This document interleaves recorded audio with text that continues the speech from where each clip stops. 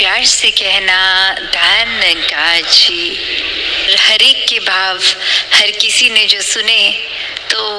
एक वही मैसेज जो युगों युगों से संतों ने दिया कि ये एक ही कलाकार की पूरी सृष्टि, चाहे देखने में अलग अलग हैं सब, एक स्वभाव सबका अलग अलग, खाना पीना अलग अलग, फिर भी ये जो एक कॉमन थ्रेड है वो यही परमात्मा, ये सत्य। और जो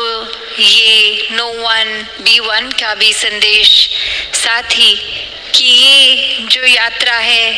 जो एक को जानकर एक होने वाली बात, ये एकत्व की बात है, ये वननेस की बात है कि कैसे ये जीवन में हर कोई जहाँ एक बैकग्राउंड चाहे जो भी हो, कहीं से भी आ रहे हों, पर ये जब परमात्मा जीवन में आ जाता है, ये ब्रह्म ज्ञान से इस परमात्मा को हर समय 24 घंटे अपने अंग संग देख के दिल में एहसास इसका कर सकते हैं, तो ये आत्मा और परमात्मा का मिलन, ये एकत्व हो जाता है। और इस एकत्व के बाद हर किसी से एक हो जाना संभव हो जाता है, बहुत ही स्वाभाविक हो जाता है, बहुत ही नेचुरली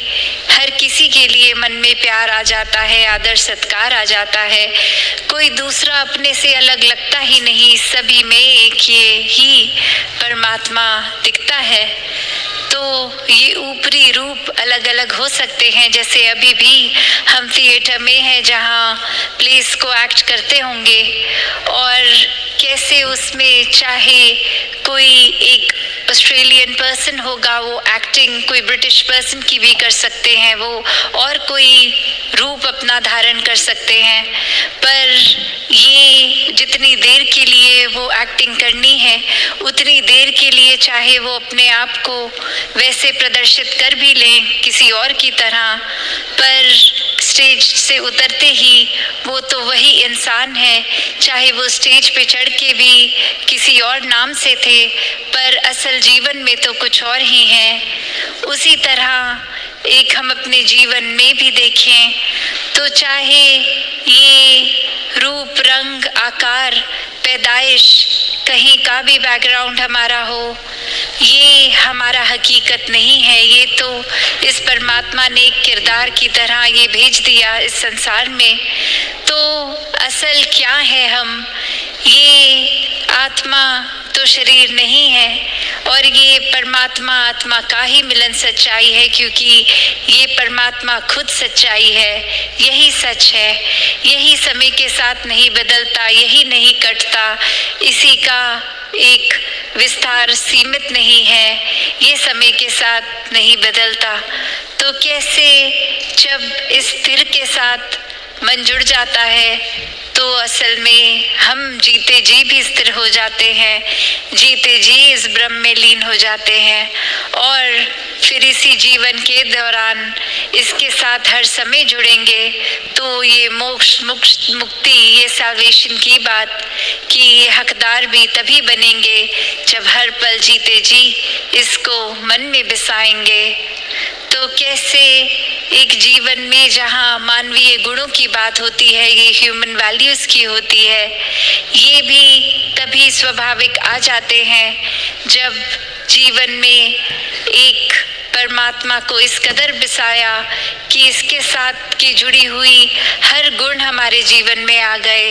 ये जैसा असीम है तो ऐसे ही हमने अपने मन को भी विशाल करना है, एक दूसरे से एक खटास के भाव, एक नफरत के भाव, तंगदिली में नहीं फंसना है। ये परमात्मा को अक्सर प्यार के साथ ही बोलते हैं कि love is God and God is love. उसी तरह प्यार बन के हर किसी को हमने भी प्यार बांटना है। ऐसा कोई भी मानवीय गुण अगर हम देख लें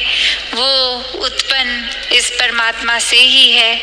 और जितना ज़्यादा ये आत्मा इस परमात्मा में लीन हो जाएगी, इसमें एक मिक हो जाएगी, उतना ही असल का इंसान हम बन के ये मनुष्य का तन मिला है तो ऐसा ही जीवन भी जिएंगे। फिर ये कोई बनावटी गुण नहीं होंगे कि कुछ चंद व्यक्तियों के साथ आज है मिलना है तो कुछ घंटों के लिए अच्छे बन गए। नहीं, भक्त तो हर समय का ही भक्त होता है, कुछ घंटों का भक्त नहीं होता। चाहे वो सत्संग में है उस समय या घर में या कामकाज में, भक्त तो भक्त ही होगा। जैसे कोई स्टूडेंट्स हैं, अगर वो स्कूल के अंदर भी उस समय है तो भी वो स्टूडेंट ही कहलाया जाएगा। जब वो समर ब्रेक पे हैं अपनी छुट्टियों पे तो भी कोई पूछे आप क्या करते हैं तो जवाब में यही आएगा हम स्टूडेंट हैं। चाहे वो पूरी छुट्टियों में एक किताब एक अक्षर भी ना पढ़ा हो, वो रहेंगे तो स्टूडेंट्स ही। तो ऐसे ही एक जीवन भक्त का, जहाँ हर समय 24 घंटे की भक्ति है, ये उठते बैठते सोते जागते अपनी सारी रोल्स एंड रिस्पॉन्सिबिलिटीज, ये कर्तव्यों को निभाते हुए भी भक्ति ही भक्त हर समय करता है। कोई काम में जब प्राथमिकता इस परमात्मा को दी जाए वो स्वाभाविक रूप में ही भक्ति बन जाती है। ये एहसास की बात है, ये एक मिक होकर उसी से अपने आप को अलग ना महसूस करते हुए तो ऐसा ही जीवन जीना भक्तों ने सिखाया है। वरना तो जिस समय हम इस परमात्मा को भूल जाएं वहीं अहंकार भी मन में साथ ही आ जाएगा, नेगेटिविटी आ जाएगी, अंधेरे आ जाएंगे। तो ऐसा भी स्वभाव बन जाता है इंसान का कि फिर एक दूसरे से नफरत करने के अनेकों कारण बना लेगा, जो कारण होगा भी नहीं। ऐसे भी कह देंगे कि वो इंसान पसंद नहीं है, कारण नहीं पता क्यों नहीं अच्छा लगता, बस अच्छा नहीं लगता, ऐसा तक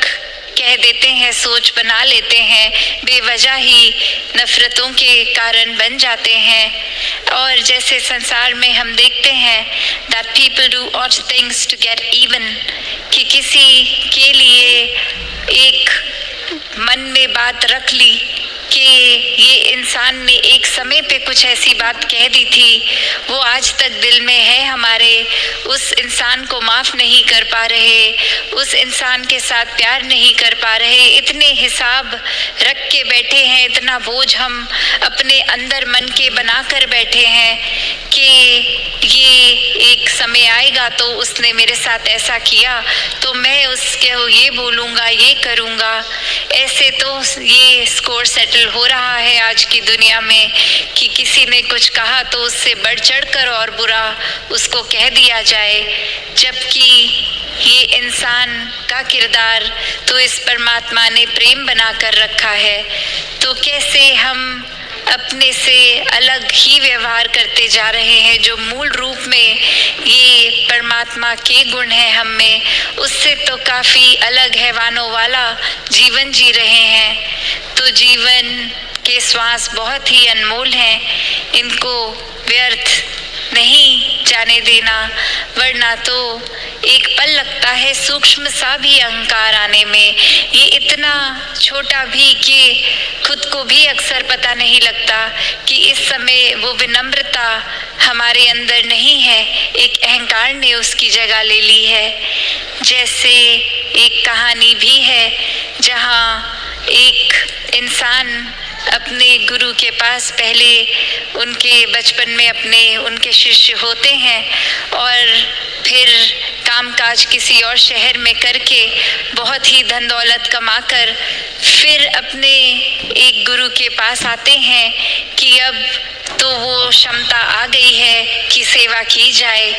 और कुछ दान दिया जाए। और फिर आते हैं और अब आके बहुत ही वो नामी उपाधि भी लग जाती है। तो दरवाजे पे जो खड़े होते हैं सेवादार, उनको नाम लिख के देते हैं अपना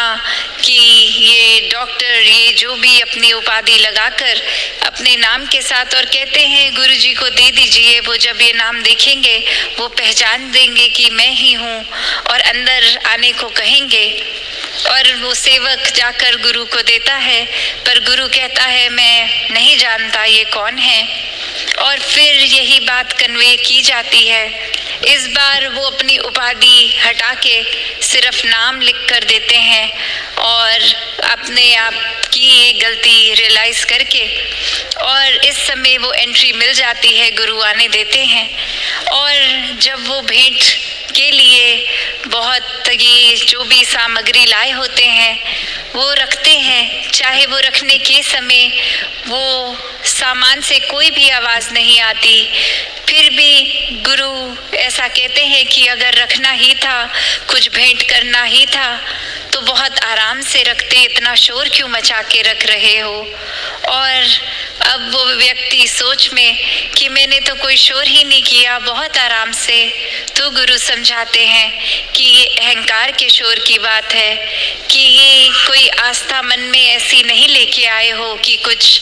एक समर्पित भाव से कि परमात्मा की दी गई दात है और इसको सेवा में लगाना है, पर ये दिखाने के लिए कि यहाँ किसी के पास और इतनी धन दौलत नहीं जितनी मेरी, तो उस भाव से रख रहे थे। तो ये भाव का शोर है, तो भावों का शोर नहीं, आराम से विनम्रता से रखना चाहिए था। और ऐसा फिर ये सीख उस शिष्य को मिलती है और उतने में ये ही भाव आता है मन में कि ये जीवन तो एक, हम जिसको अहंकार में रच लेते हैं कि हमारे शरीर में इतना बल है, हमारी बुद्धि इतनी तेज है,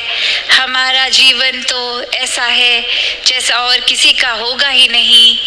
तो बात वही कि इस कर्ता को हम भूल रहे हैं कि ये परमात्मा ने ही सब कुछ दिया है। एक कस्टोडियन की तरह हमारे को ये कुछ साल मिले हैं शरीर की तरह लिए, और इसको सिर्फ सदुपयोग में ही लगाएं। अगर शरीर का बल है तो किसी को गिराने में नहीं, किसी को उठाने में वो बल का इस्तेमाल हो। एक अगर दिमाग भी तेज है तो चतुर चालाकियों में एक ना जलते हुए एक अपनी बुद्धि को भी सदुपयोग में लाएं। ये किस तरह से पूरे संसार का भला हो सकता है, ऐसे में लगाएं। ऐसे अनेकों पहलू जो भी हम देखें, हर एक के पीछे ये दातार ही है जो देने वाला है। बस मन को काबू हमने करना है, क्योंकि अक्सर चालाकी में हम ऐसा भी कर देते हैं कि हमारे अंदर अगर कोई नेगेटिव भाव आ रहे हैं, कोई चालाकियां आ रही हैं, तो भी तो परमात्मा ही ला रहा है वो ख्याल भी। तो बात वही कि यहाँ फिर हम समर्पित भाव ही नहीं रख रहे, यहाँ तो सिर्फ एक ऐसी ढाल बना के बैठे हैं कि हम कुछ भी गलत कर लें और नाम इस परमात्मा का लगा देंगे। तो बात वही कि जीवन में अपने हर किसी ने इस परमात्मा से जुड़ना तो है, पर सही कारण से, कोई लालच से नहीं, कोई इस वजह से नहीं कि परमात्मा से जुड़ेंगे तो उसके बदले जीवन संवर जाएगा, जीवन में उपलब्धियां आ जाएंगी, धन दौलत आ जाएगा, शरीर ठीक रहेगा।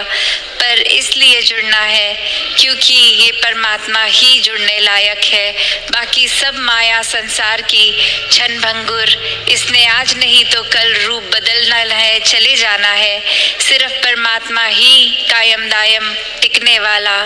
तो ऐसा ही एक ठहराव वाला जीवन, सहज जीवन हर कोई जीता जाए।